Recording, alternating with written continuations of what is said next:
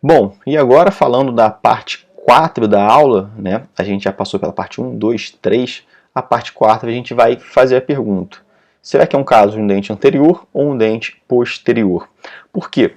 Casos de dentes anteriores, a estética vai ser primordial, né? Vai ser um ponto crucial no nosso tratamento, tá? Então, quando a gente fala de dente anterior, e quando você quer buscar uma melhor estética, o melhor tipo de restauração que vai conseguir a melhor estética, um brilho, uma aparência muito boa, é você utilizar um dente de estoque. Dente de estoque são os dentes que são utilizados para a confecção de próteses parciais ou totais, removíveis, né? São dentes feitos geralmente de resina mesmo, mas uma resina prensada, trabalhada no laboratório, já com bom polimento, e você vai pegar simplesmente a face vestibular desse dente. Então é uma técnica que você vai selecionar de acordo com o seu preparo, né, de acordo com o seu dente, com o seu paciente, com o tamanho, com o formato, com a cor, e você realmente tem essa disponibilidade grande de dentes de preparo, de dente de estoque. Você vai remover os excessos tanto na cervical como principalmente na palatina, tá? Até ter um certo encaixe, né? Vendo que vai sobrar um espaço ali, e esse espaço que foi sobrado, ele vai ser preenchido com uma resina acrílica, tá? E aí com essa resina acrílica você vai fazer ali uma restauração dupla, digamos assim, híbrida, tanto com resina acrílica feita por você mesmo no consultório, quanto pelo dente de estoque, tá? E aí depois você vai removendo os excessos e transformando ali a sua coroa total, mas com uma faceta de dente de estoque, né? E aí você consegue uma boa adaptação, você consegue uma estética muito interessante, aí até por uma vista vestibular. É uma técnica, gente, que assim, que vai obter o melhor resultado para uma restauração provisória, tá? É a técnica com o melhor padrão estético. Particularmente, e eu não sou muito fã dessa técnica, porque você perde um tempo selecionando o dente de estoque. E depende de você ter o dente de estoque especial para aquele caso. Se for um caso mais complexo, que você se programou melhor, se você planejou melhor, você já pode, desde o primeiro momento, sabendo que vai chegar a esse ponto de fazer uma provisória para esse paciente, já ver qual o formato de dente apropriado, qual é a cor, enfim, e já encomendar esse dente de estoque específico para aquele caso. Então é uma outra possibilidade também, tá? Então, mas em geral, quando você vai fazer do nada, do zero, caçar um dente de estoque, às vezes você não consegue encaixar ou achar exatamente aquele dente de estoque que vai ser perfeito para o seu caso clínico, tá? Então por isso que eu levo em consideração e gostaria de alertar nesse ponto. Mas, uma vez que você selecionou o dente de estoque correto, com a cor correta, o formato correto, tamanho, e fazendo bem feito, vai ser a técnica com o melhor resultado estético. Isso aí não tem dúvidas, tá? Bom, voltando então naquele questionamento, se é um dente anterior ou posterior, a gente já viu essa técnica de utilizar o dente de estoque. Mas uma das possibilidades que a gente pode fazer é uma coroa total, por exemplo, e você com resina acrílica, e você deixa um espaço para a face vestibular ser feita com uma resina composta, tá? Então seria muito parecido com aquela técnica que eu mostrei na parte 3, na parte 3 mesmo, que a gente fez uma restauração com resina acrílica para uma faceta.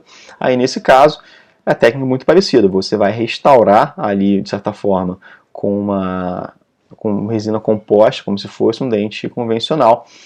Só que a face, você fez uma coroa total, digamos assim, com resina acrílica, com a técnica da bolinha, que eu vou mostrar agora, desgastando um pouco na face vestibular e preenchendo isso com resina composta. Qual que são as vantagens? Você, tendo já suas resinas compostas disponíveis, você vai botar exatamente no formato que você quer, na cor que você quer, onde deve ser dentina, onde deve ser esmalte. Então você consegue um bom resultado estético. Mas aí também vai depender da sua capacidade técnica de trabalhar com resina composta. Você se garante na resina composta? Então, se você se garante, é uma ótima técnica. Se você não se garante, de repente vale mais a pena você buscar uma outra técnica. Por fim, Essa que eu estou apresentando como a última técnica, porém ela não é a menos importante, muito pelo contrário, é a técnica que vai ser talvez a mais versátil de todas. A técnica que vai conseguir resolver praticamente qualquer situação, que é a técnica da bolinha. Como é que é essa técnica da bolinha? Você vai manipular a sua resina acrílica, você tem ali, peguei essas fotos com o meu grande amigo, o professor Wallace Casadio, é um dos caras que manda melhor na resina acrílica em restauração provisória, ele sabe muito.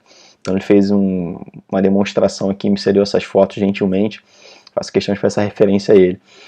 E ele até brinca bastante, né, que a resina acrílica, a técnica da bolinha, que vai diferenciar os homens dos meninos. Então é muito importante que a gente tenha esse recurso, que a gente saiba utilizar, porque em muitas situações, às vezes o paciente vem com o dente traumatizado, ou ele chegou no seu consultório de emergência justamente porque ele perdeu uma restauração provisória, e às vezes esse paciente não é seu paciente original, mas ele está numa viagem ou está num momento de emergência. E aí é justamente essa técnica que consegue fazer uma restauração provisória do nada, mesmo sem esse planejamento prévio, né? Então, algumas situações emergenciais, digamos assim. Então, como é que ela é feita? Você manipula a sua resina acrílica e faz uma bolinha dela. Então, enquanto ela está na fase plástica, você vai adaptar no dente e pede para o paciente morder, né? Você vai adaptar ali, envolvendo todo o dente, e pede para o paciente morder essa bolinha. Quando ele morde, ele já vai marcar ali também a face oclusal do antagonista. É muito importante, gente, nessa fase, antes mesmo de você botar a resina, aqui na foto, não sei se vocês estão conseguindo visualizar, mas eu consigo ver aqui no computador, o professor Wallace, ele passou vaselina no dente de preparo, porque você tem que isolar isso para que essa resina não grude tanto no dente nem no dente vizinhos. Como ele está fazendo manequim, é mais importante ainda, né? Porque vai grudar mesmo. E aí depois que você vai acompanhando, esse material vai tomar presa. Vocês devem tomar muito cuidado, porque é um material que vai contrair na sua reação de presa e também é uma reação exotérmica, gera calor. Então, quanto mais volume de resina tiver, mais calor vai produzir, ou seja, pode gerar mais desconforto para esse paciente. Mas a partir do momento que tomou presa, você tem ali a sua resina acrílica, a sua restauração ali com bastante excesso.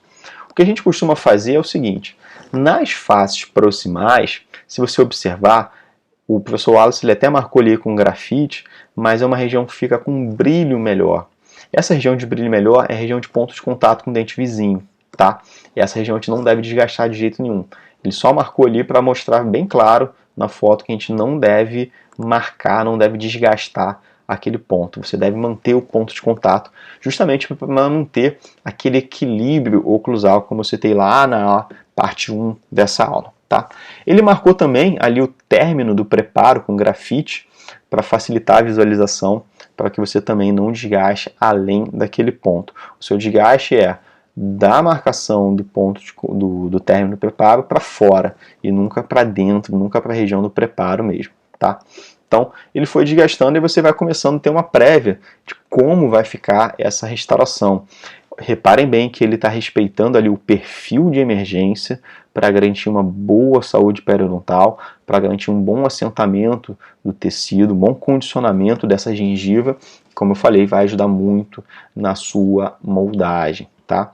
Depois ele fez a marcação ali para facilitar a visualização de como seria a anatomia pela face vestibular, e aí vai tirando os excessos até você conseguir ter uma restauração bem parecida com o dente. Um resultado ali muito interessante, né? Acompanhando de diversas visões, a gente tem esse bom resultado. É importante também, o professor Wallace ele costuma utilizar um grafite para marcar os sulcos e facilitar na sua anatomia, tá? Nesse ponto aqui, gente, eu vou voltar um pouquinho na aula. Nesse ponto aqui, como eu costumo fazer, a restauração, a resina acrílica, ela nem sempre ela copia muito bem o preparo logo de cara. Então, o que eu costumo fazer é, antes mesmo de começar a fazer o desgaste de excesso da resina acrílica, nessa técnica, eu costumo já reembasar. Eu manipulo mais um pouco de resina acrílica, bem fluida, boto nessa porção interna da coroa e levo novamente, tá? Então, o máximo de cuidado de ficar removendo um pouquinho, porque depois essa resina mais fluida, ela copia perfeitamente a porção interna do preparo. E aí vai chegar uma situação muito interessante. Depois que ela contrai, a resina ela também ainda continua sendo um material plástico e um material um pouco flexível. Ela não é tão rígida quanto um metal, quanto uma cerâmica. Ela tem uma certa flexibilidade. Então, depois disso, essa resina ela consegue encaixar de uma forma tão boa no preparo que quando ela encaixa parece Lego. Faz até barulho, faz até um clique. Isso é muito bom. É quando eu ouço aquele clique, eu sei, a minha instalação tem estabilidade. Então posso ficar tranquilo agora que ela não vai ficar caindo, tá? De qualquer forma eu vou cimentar com cimento provisório, porque o cimento não serve somente para retenção, mas para preencher aquele espaço microscópico entre o dente e a restauração que uma bactéria poderia infiltrar. Então, mesmo tendo esse clique, tendo essa retenção muito boa, eu faço a cimentação provisória, tá? Então, depois que eu faço o reembasamento, que eu começo a remover os excessos. Outra informação interessante também é que o professor Wallace fez aqui, como a gente consegue visualizar, um bom polimento. A gente acha que uma restauração provisória não deve ser feita com qualidade, porque já ouvi isso. Se você faz uma boa provisória, o paciente não volta. Pelo contrário. Quando o paciente vê que você fez uma boa provisória, que você é cuidadoso, que você tem uma habilidade, que você leva a sério, aí que ele volta e te indica outros pacientes, porque ele entende que o seu trabalho é um bom trabalho, consegue visualizar que você tem realmente uma habilidade.